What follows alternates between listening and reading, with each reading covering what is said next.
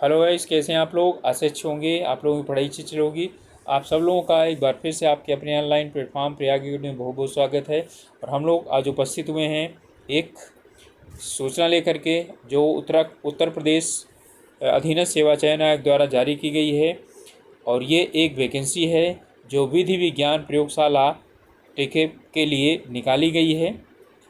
और इसके आवेदन प्रारंभ होने की तारीख़ है 27 जुलाई, और 17 अगस्त को इसका जो है अप्लाई करने की अंतिम तिथि है। इसमें कुल मिलाकर के 208 पदों के लिए भर्ती का अधियाचन मांगा गया है। तो 208 पदों के लिए ये अप्लाई की जाएंगी और ऑनलाइन ही इसके लिए भरा जाएगा फॉर्म। और ऑनलाइन की प्रक्रिया इसमें पूरा दिया गया है। होम पेज में जा कर के और उसे अप्लाई करना पड़ेगा।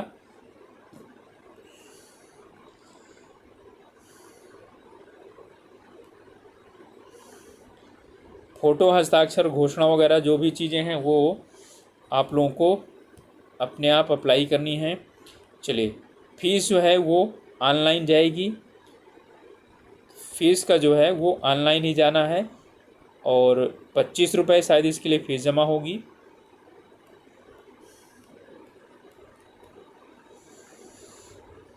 ओके, फीस दिया गया है आवेदन शुल्क, तो सभी के लिए 25 रुपये होगा। ठीक है, वो चाहे आरक्षित हो या अनारक्षित हो, क्योंकि ये जो यानी कि वो है वो आवेदन शुल्क नहीं है बल्कि प्रोसेसिंग शुल्क है। स्वतंत्रता संग्राम सेनानी, आश्रित भूतपूर्व सैनिक, महिला, दिव्यांगजन और उत्कृष्ट खिलाड़ी जो श्रेणी में होंगे अपने श्रेणी के अनुसार भरेंगे। ठीक है, यानी कि यहाँ पर किसी को छूट नहीं, 25 रुपये सभी को जो है वो देना पड़ेगा। ओके, चलिए पदों का विवरण हम लोग देख लेते हैं। ठीक है, यहाँ पर पदों का पूरा विवरण दिया गया है। ठीक है, देख लीजिए। इसमें पद का नाम, पहले विभाग का नाम है, फिर पद का नाम है, फिर लेवल है। तो विधि विज्ञान प्रयोगशाला उत्तर प्रदेश लखनऊ के लिए है वैज्ञानिक सहायक। ओके, यहाँ ये लेवल 6 की वैकेंसी है। ठीक है, 35,400 लेकर के 1,12,400 तक जो है यानी कि वेतनमान है। 54 यानी अनारक्षित के लिए हैं, 28 अनुसूचित जाति के लिए है, 2 जो है अनुसूचित जनजाति के लिए हैं, 37 पिछड़ा वर्ग के लिए है, 13 EWS के लिए है। कुल 134 वैकेंसी हैं ये। ओके, इसके बाद इसी में विशेष चयन की दी गई है। तो जो है पद समान है। SC के लिए 5, ST के लिए 2, OBC के लिए 6, यानी कि कुल 13 वैकेंसी हैं। ये विशेष चयन वाले हैं। इसे सिर्फ वही वाले भरेंगे जो जिनके लिए ये है। सामान्य वर्ग के लोग, EWS के लोग इसे नहीं भर सकते हैं। इसके बाद लैब असिस्टेंट प्रयोगशाला सहायक की वैकेंसी है। ठीक है, ये लेवल 4 की वैकेंसी है।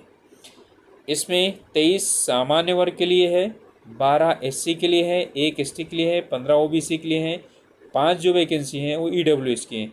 कुल 56 वैकेंसी हैं। ओके, और इसी से संबंधित जो वैकेंसी है वो लैब असिस्टेंट विशेष चयन। ठीक है, तो 2 अनुसूचित जाति की वैकेंसी है, 3 अन्य पिछड़ा वर्ग के लिए। ST की यहाँ पर कोई वैकेंसी नहीं है, इसलिए वो इसमें नहीं भर सकते हैं। तो कुल मिलाकर के 5 वैकेंसी हैं। यहाँ पर सभी दिए गए हैं कि इसमें जो वैकेंसी हैं वो किसके किसके लिए कितना कितना। ठीक है, यानी कि यहाँ रिजर्वेशन दिया गया है। ठीक है, स्वतंत्रता संग्राम सेनानी के लिए वैज्ञानिक सहायक में 2 वैकेंसी जो है जहाँ पर, और यहाँ पर यानी कि जो है 5 वैकेंसी जो है ये इनके लिए हैं, और 6 वैकेंसी भूतपूर्व सैनिकों के लिए है। महिलाओं के लिए 26 वैकेंसी, उत्कृष्ट खिलाड़ियों के लिए 2 वैकेंसी। वैज्ञानिक सहायक के लिए जो रिजर्वेशन वाला है उसमें 2 महिलाओं के लिए सीटें क्या हैं, रिजर्व हैं उसी कैटेगरी में। और असिस्टेंट जो लैब असिस्टेंट है उनमें 1 वैकेंसी यहाँ इनके लिए रिजर्व है। ठीक है, और 11 वैकेंसी महिलाओं के लिए रिजर्व हैं, 2 भूतपूर्व सैनिकों के लिए। ठीक है, 1 खिलाड़ियों के लिए। यहाँ पर जो पेनिक स्पेशल वैकेंसी है, विशेष चयन है, इसमें एक महिला के लिए है और एक जो है रिजर्व है वो खिलाड़ियों के लिए। ओके, तो इसमें आरक्षण जो उत्तर प्रदेश के निवासी होंगी, ठीक है, SC और ST OBC उन्हें क्या हो जाएगा, ठीक है, रिजर्वेशन मिलेगा, और EWS के लिए भी रिजर्वेशन उन्हीं को मिलेगा, ठीक है। बाहर के लोग सामान्य जो है वो उसके तरह भर सकते हैं। चलिए अब हम लोग यहाँ पर देखेंगे कि इसमें इसके लिए वैकेंसी के लिए जो यहाँ पर बहुत अच्छी तरह से क्लियर से समझ लीजिएगा, ठीक है, कि वैकेंसी जो है उसके लिए योग्यता क्या होना चाहिए, शैक्षिक योग्यता। तो वैज्ञानिक सहायक सामान्य और विशेष चयन दोनों के लिए यहाँ पर दिया गया है जीव विज्ञान डोमेन, भौतिक विज्ञान डोमेन, रसायन विज्ञान डोमेन, कंप्यूटर विज्ञान डोमेन। अलग अलग इन्होंने वैकेंसी कितनी है नहीं दिया हुआ। इनमें दिया हुआ है कि किसी भी मान्यता प्राप्त विश्वविद्यालय से जीव विज्ञान या विधि विज्ञान के साथ जीव विज्ञान की विशेषताओं में बायोटेक्नोलॉजी, जीव रसायन विज्ञान, जेनेटिक विज्ञान, सेल बायोलॉजी, माइक्रोबायोलॉजी में BSc होना चाहिए।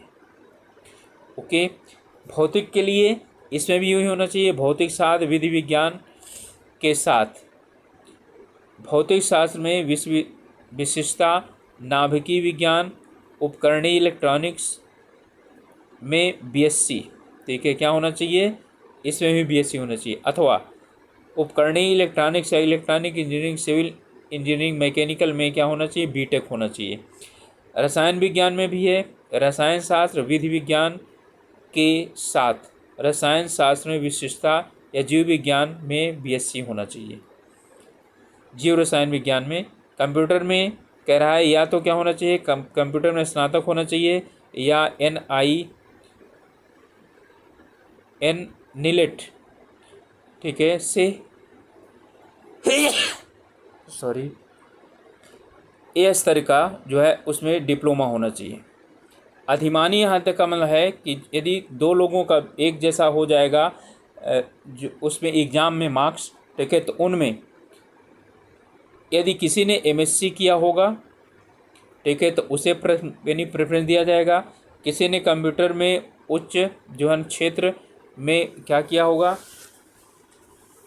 अध्ययन किया होगा, जैसे MCA वगैरह किया होगा, तो उसे जो है अधिमान्य दिया जाएगा। और टेरिटोरियल आर्मी में 2 वर्ष की सेवा किया हो या NCC में B ग्रेड का प्रमाण पत्र आया। बिल्कुल सेम यही यहाँ पर भी है, इसके लिए भी, दोनों के लिए, ठीक है, लैब असिस्टेंट के लिए भी यही है। जीव विज्ञान, भौतिक विज्ञान, रसायन विज्ञान, कंप्यूटर क्षेत्र डोमेन, ठीक है, किसी मान्यता प्राप्त विश्वविद्यालय अथवा संस्थान से जीव विज्ञान विधि विज्ञान के साथ जीव विज्ञान, बायोग्रुप टेक्नोलॉजी, रसायन, जेनेटिक, सेल बायोलॉजी, ठीक है, माइक्रोबायोलॉजी में BSc की डिग्री। भौतिक डोमेन के लिए भौतिक शास्त्र विधि विज्ञान के साथ भौतिक शास्त्र ग्रुप, नाभिकीय विज्ञान, उपकरणीय इलेक्ट्रॉनिक में BSc होना चाहिए, या उपकरणीय या इलेक्ट्रिकल या इलेक्ट्रॉनिक्स में इंजीनियरिंग में B.Tech होना चाहिए। केमिस्ट्री में किसी भी संस्थान से रसायन विज्ञान विधि विज्ञान के साथ रसायन ग्रुप, जीव विज्ञान के साथ क्या होना चाहिए, BSc होना चाहिए। कंप्यूटर में किसी मान्यता प्राप्त विश्वविद्यालय संस्थान से कंप्यूटर विज्ञान में स्नातक की डिग्री होना चाहिए, या वही A लेवल डिप्लोमा होना चाहिए। ओके, इसमें भी वही दिया हुआ है कि यदि जो है 2 लोगों का सेम हो जाएगा, तो जिसने टेरिटोरियल आर्मी में 2 वर्ष की सेवा की हो या NCC का B सर्टिफिकेट जिसके पास होगा उसे सेलेक्ट किया जाएगा। ओके, यहाँ पर जो है और दिया गया है आयु की गणना 21 से लेकर के, ठीक है, और 40 के बीच होना चाहिए।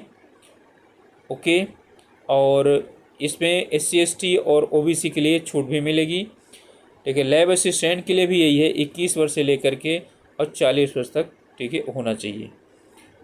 इसके बीच में ही एज होनी चाहिए, ठीक है। इससे जो है यानी कि ना तो ज़्यादा होनी चाहिए ना ही कम होना चाहिए। ओके, और ये तब होना चाहिए जिस दिन आप अप्लाई कर रहे हैं, जिस अप्लाई करने की अंतिम तिथि जो होगी वो तब का।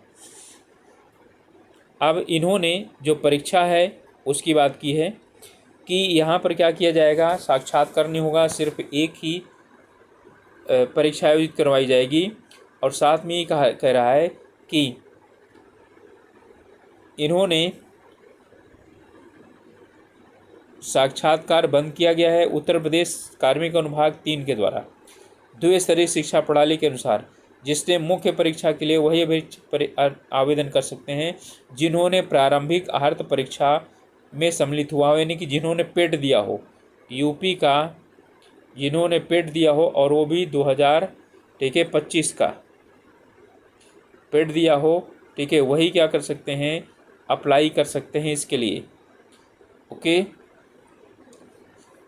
चलिए अब यहाँ पर क्या देखते हैं, परीक्षा की योजना और पाठ्यक्रम। कुल 100 प्रश्न होंगे, ठीक है, 2 घंटे के होंगे।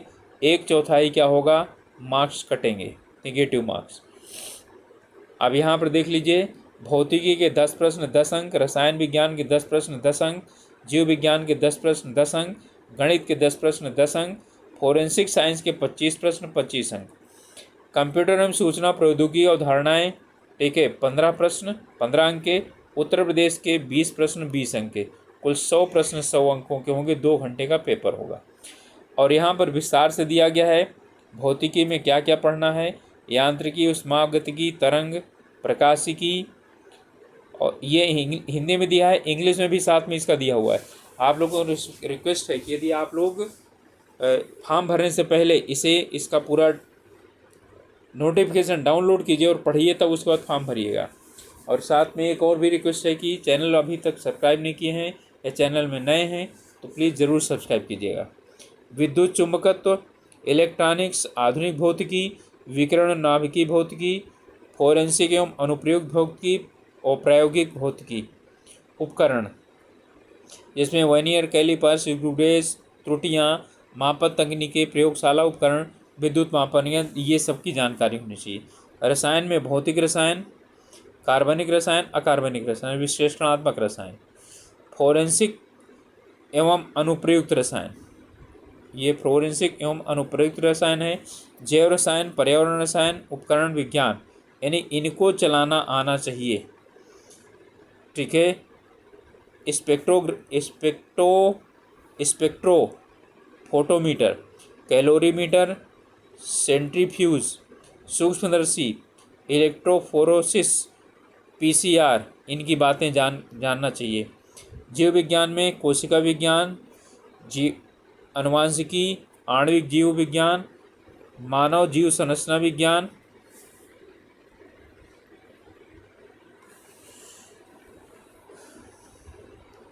रक्त एवं सेरोलॉजी, सूक्ष्मजीव विज्ञान, प्रतिरक्षा विज्ञान, जैव रसायन, फोरेंसिक जीव विज्ञान, पारिस्थितिकी एवं पर्यावरण।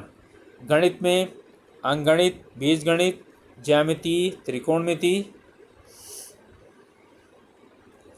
सांख्यिकी, विश्लेषणात्मक एवं तार्किक क्षमता, यानी कि ये रीजनिंग समझ लीजिए। और उन्नत विषय, क्रमचय, संचय, प्रायिकता, मैट्रिक्स, सारणिक की मूल बातें, और कलन, समाकलन यानी कैलकुलेशन। फोरेंसिक साइंस में सामान्य फोरेंसिक साइंस, अपराध स्थल अन्वेषण, ठीक है, भौतिक एवं जीव भौतिक साक्ष्य, फोरेंसिक जीव विज्ञान, फोरेंसिक रसायन, संदिग्ध दस्तावेज, और है बैलिस्टिक एवं भौतिकी, साइबर और डिजिटल फोरेंसिक, IT एक्ट वगैरह इसमें पढ़ना है।